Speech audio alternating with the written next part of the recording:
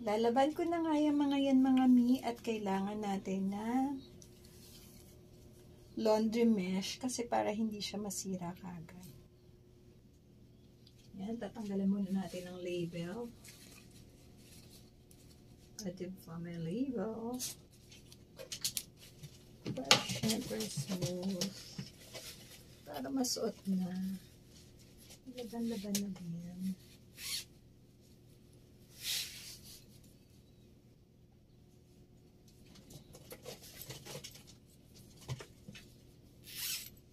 Kailangan natin i-separate yung decolor sa mga puti.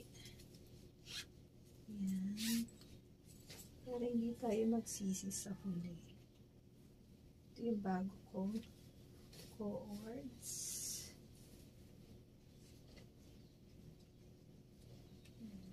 Bahay lang naman to.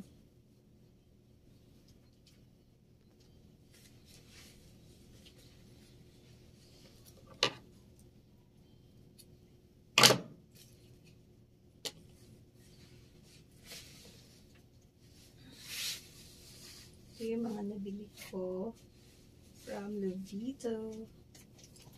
Pero feeling ko mag-try ako ito.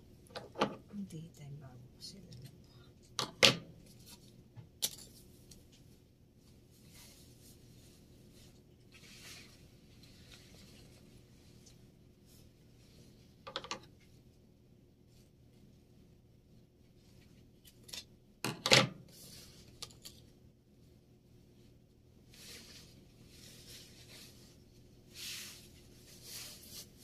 Maglalaban na ako.